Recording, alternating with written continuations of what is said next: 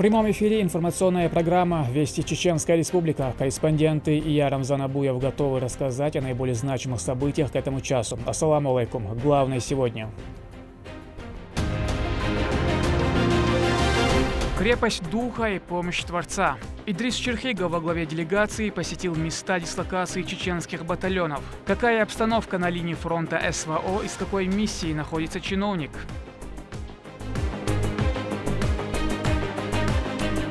Искусство объединяет. В Грозном стартовал 5-й международный фестиваль-конкурс «Орфей». Сколько артистов борются за победу и в каких номинациях?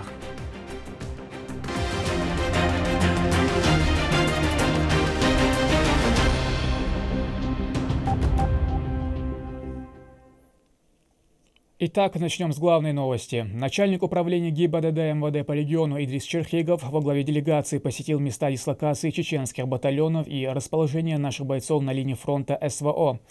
Чиновник доставил груз, организованный региональным общественным фондом имени Ахмата Хаджи Кадырова, и пообщался с военнослужащими.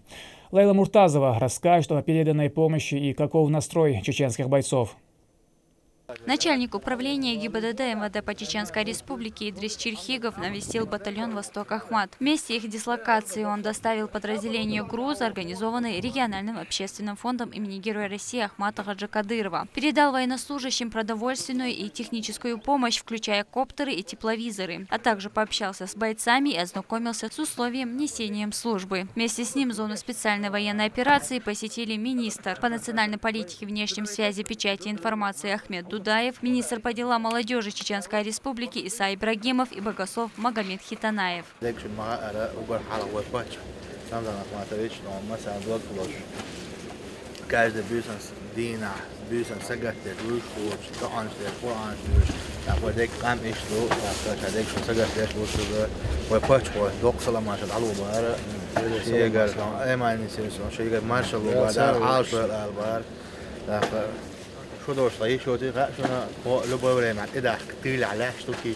Далее вместе с командиром батальона «Восток» Ахмат Асламбеком Салиевым делегация побывала на линии соприкосновения. Идрис Черхигов убедился в высокой боеготовности спецподразделения. Добрый.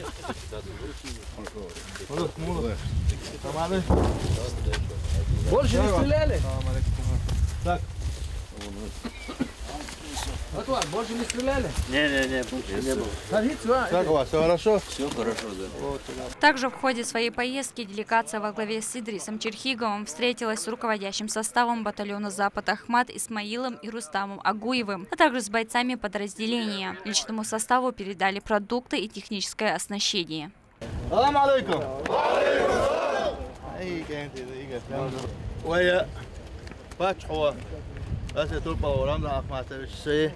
Mehknan, президентом регионального общественного фонда имени президента Героя Ахмат Хаджи Кадырова. Эманisi Юниси. Худеш дохаш. Шуна продукты. Так, эштат. Дрон шолита. Какой-то проводит он. Мавик 3 там дигнашный. Ишта. Хада китан дут. Так, вай باتحوشك سلام مارشال وبار ومهناز أي معنى نسيان ستاشك مارشال وبار دار عاش دوال البار شاش شديت دلا شديت تيرداش عشلات البار تاك ومها وبات دوغلوش ومهنا أمانو دوغلوش موسوشن ضع داش لامش داش وقام إيش دو دار عاش دوال دار أهتوا بول. Исмаил Агуев поблагодарил руководство региона за неоценимую поддержку, которую оно оказывает им на регулярной основе. Подобная помощь придает сил бойцам выполнять свои задачи на высоком уровне.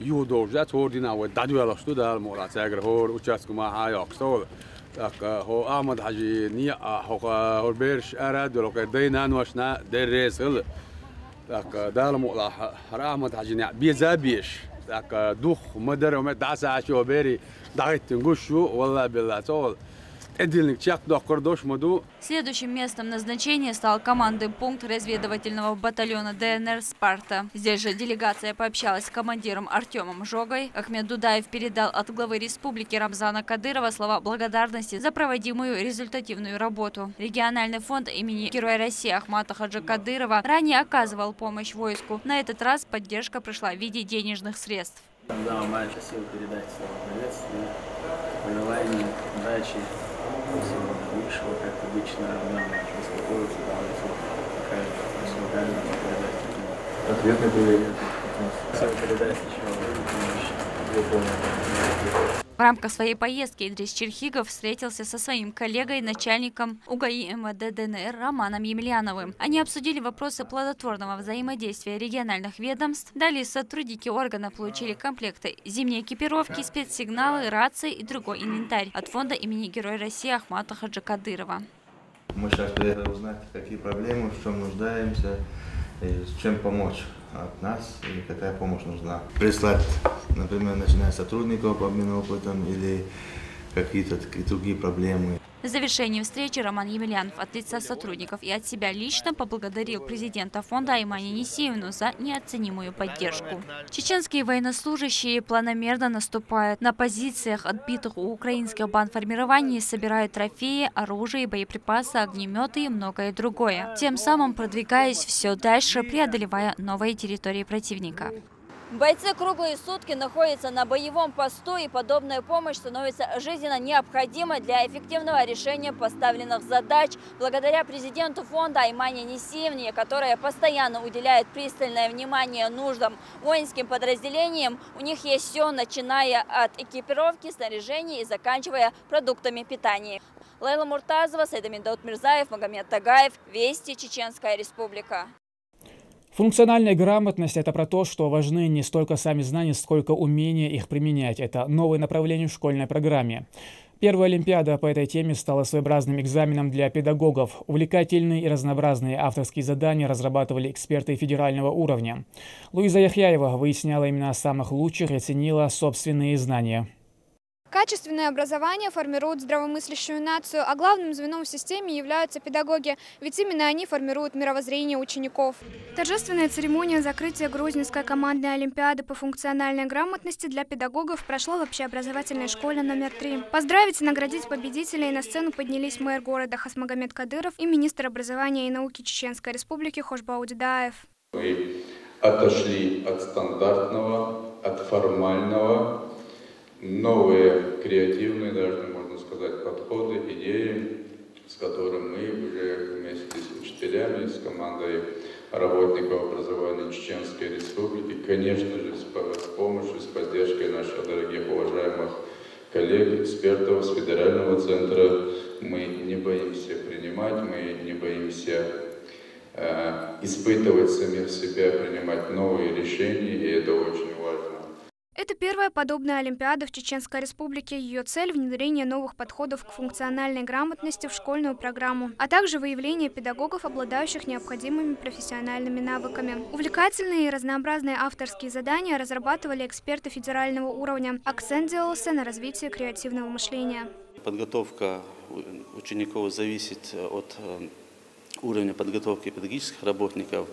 И я считаю, что участие в олимпиаде по функциональной грамотности педагогов станет важным вкладом в создание условий для устойчивого развития функциональной грамотности наших детей. Качество подготовки школьников напрямую зависит от профессионализма педагогов. Участвуя в подобного рода мероприятиях, учителя вносят вклад в создание условий для развития функциональной грамотности своих учеников. Для них это также возможность повысить престиж своей школы. Каждый получил колоссальный опыт, который мы будем использовать в своей профессиональной деятельности.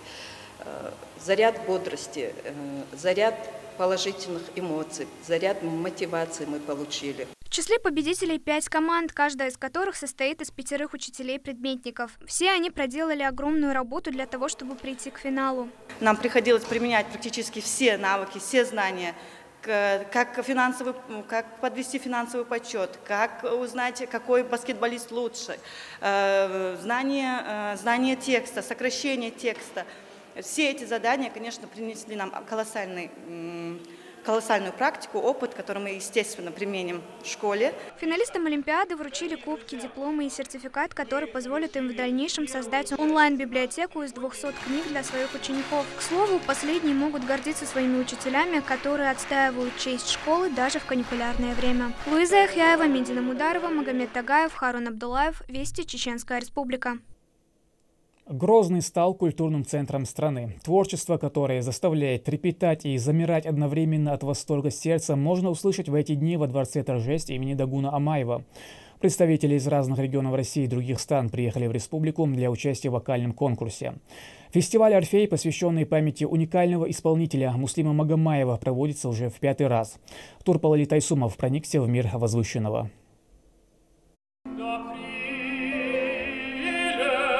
В академическом вокале соревнуются 21 исполнитель. Каждый из них приехал сюда из дальних уголков, не только России, но и ближайшего зарубежья. Это первый этап 5-го международного фестиваля конкурса «Орфей», посвященный памяти народного артиста СССР Муслима Магомаева. Это уже первый юбилей конкурса. Он молодой, но уже такой очень достаточно значимый. И очень приятно, что мы дошли до этого юбилея. Дай Бог, чтобы у конкурса были еще десятилетия впереди, и чтобы мы открыли очень много новых талантливых имен. Хочу сказать, что очень много талантливой молодежи в Чечне, очень много голосов замечательных. Я хочу пожелать, чтобы эти голоса со временем стали великими, и о них узнал мир. Среди оперных певцов есть и чеченские исполнители. Мероприятие включает в себя исключительно живой голос, без микрофонов. Зрители получают звуковое наслаждение от каждого исполненного здесь произведения искусства. А все потому, что на сцене выступают настоящие мастера своего дела. Вместе они создают здесь праздничную атмосферу. Каждый участник поет своим тембром. Их талант оценивает компетентное жюри по нескольким критериям. При этом конкурсанты с восхищением отзываются о предоставленных условиях. Потрясающий зал, достаточно нелегкий по акустике, очень схож с акустикой в Большом театре на исторической сцене. Но я считаю, что это замечательно, потому что юные певцы, они могут себя испробовать в такой нелегкой акустике и понимать для себя, что в последующем их будет ждать. Что касается конкурса, все замечательно, замечательная организация, все потрясающе. Возрастная категория участников от 18 до 26 лет. С некоторыми прибыли и родители для поддержки. Замечательный конкурс, и хочу поблагодарить организаторов его за очень умелую организацию. И вообще весь чеченский народ хочу поблагодарить за гостеприимство, за доброту и за радушие. Впереди участников ждет эстрадный вокал, после чего будет выбран лучший исполнитель. А шансы высоки у всех. Турпал Тайсумов, Ислам Ибрагимов и Харун Абдулаев. Вести. Чеченская Республика. Положительные эмоции и занятия по интересам – все это подарила лавандовая ярмарка посетителям. Ну а участники на этой площадке смогли не только продвинуть свою продукцию, но и завести новых бизнес-партнеров. Мероприятие было приурочено ко Дню единства. Луиза Яхяева с подробностями. Лавандовая ярмарка, прошедшая в торгово-развлекательном центре «Грозный молл», собрала в себе все. Виртуальные и настольные игры, выставки фотографий и картин, конкурсы, мастер-классы по живописи, каллиграфии и бисероплетению. Мероприятие приурочено ко Дню народного единства. Именно поэтому здесь представлено большое количество товаров с этномотивами. Например, здесь продаются ковры с традиционным дагестанским орнаментом и этнические украшения. Мы где-то лет 6 занимаемся продажей национальных украшений. Недавно начали завозить национальные ковры этнические.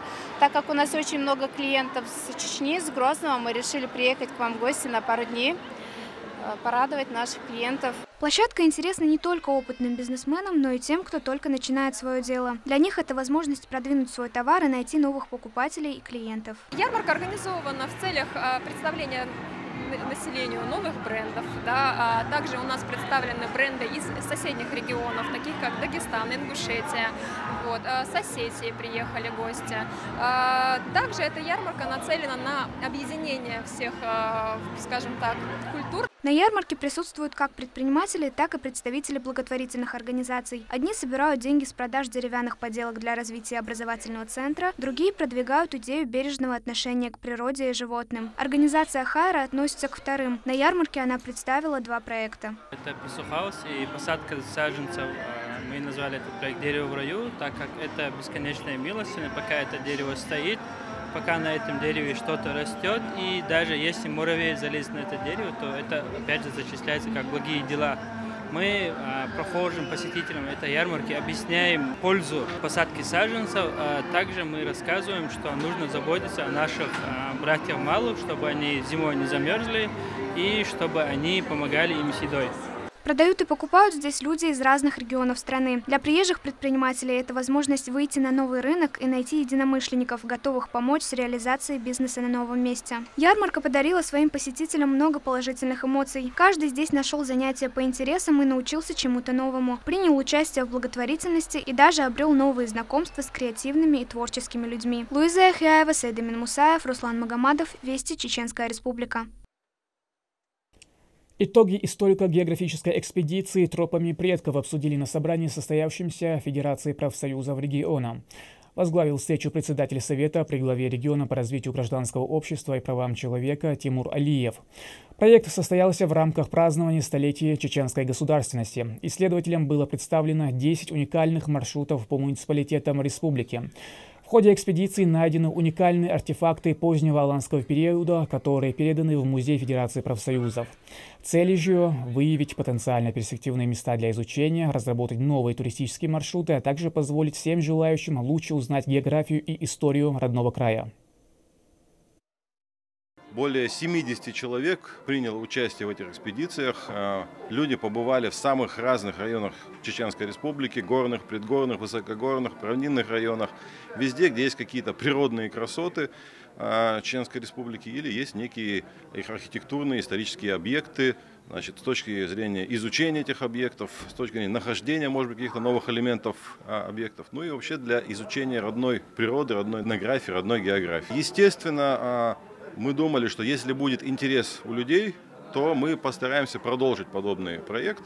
И мы видим, что интерес очень большой, потому что помимо уже участвующих людей в экспедиции, есть большое количество людей, которые спрашивают, будет ли продолжен проект в следующем году и выражают желание участвовать. Тревожные расстройства являются одними из наиболее часто выявляемых в современном мире. Клинические проявления патологической тревоги разнообразны. Она может носить приступообразный характер или быть практически постоянной. Среди огромного количества препаратов афобазол доказал свою эффективность, и он единственный из группы противотревожных средств, который продается без рецепта. О его положительных действиях расскажет Лейла Муртазова. Почти все мы сталкиваемся со стрессом, вызванными трудностями и буднями современной жизни. Большинство людей в условиях постоянного перенапряжения теряют контроль над эмоциями, испытывают истощение и проблемы со сном. В результате страдает не только настроение, но и важные органы. Тревожные нарушения относят к общемедицинской проблеме. Сейчас люди действительно чаще жалуются на тревожность, а игнорировать это состояние, безусловно, нельзя. Потому что тревога – это хроническое перевозбуждение нервной системы, которое может приводить не только к тяжелым психическим проблемам, к тяжелым психическим заболеваниям, но и к обострению и первичной манифестации серьезных соматических заболеваний, таких как сердечно-сосудистые заболевания, дерматологические заболевания, часть онкологических заболеваний и многие другие. На сегодняшний день более 70% жителей нашей страны испытывают тревогу, которую необходимо вылечить вовремя и правильно. Для этого есть несколько способов. Один из уникальных – это афобазол, российский препарат, эффективно решающий данную проблему. Он устраняет беспокойство, бессонницу, при этом не изменяет привычный образ жизни, а только улучшает его качество. Афобазол оказывает не только важное терапевтическое действие, но и хорошо переносится. Препарат не вызывает привыкания, не мешает вождению автотранспорта, не вызывает чрезмерной седации, нарушения когнитивных функций. Напротив, препарат обладает даже определенным прокогнитивным эффектом. Благодаря благоприятному профилю афобазол можно приобрести без рецепта. Доступен он в любой аптеке. Для более эффективного воздействия препарат необходимо принимать на протяжении 4 недель. Поэтому лучше сразу купить несколько упаковок. Афобазол может применяться от 1 до 3 таблеток в течение дня, от 10 до 30 миллиграммов. До 18 лет противопоказа. После 18 лет каждый может его применить, кроме беременных и кормящих женщин. На полный курс желательно взять 2 упаковки на 1 курс. Его действия развиваются уже с первой недели терапии. Благодаря своим свойствам он популярен среди потребителей. Я принимала курс афобазола. Пришло какое-то состояние уравновешенности, успокоения, потому что наше время довольно-таки стрессовое, ни для кого не секрет. Что хочу особо отметить. Никаких последствий, как вы знаете, пишут побочные явления, я не отметила. Совершенно нейтральное состояние относительно ожидаемых побочных последствий. Знаете, я довольна. Афобазол не только устраняет тревогу и беспокойство, но и способствует появлению сил и уверенности, улучшению эмоционального фона. Афобазол разработан сотрудниками научно-исследовательского института фармакологии имени Закусова, является выдающимся достижением российских ученых, поскольку изменил представление о препаратах с противотревожными действиями. Лейла Муртазова, Магомед Басаев, Вести, Чеченская Республика. К этому часу это все события. Еще больше новостей вы можете узнать и на наших страницах, в социальных сетях и в приложении «Смотрим». С вами был Рамзан Абуев, и пусть в вашей жизни будут только хорошие вести.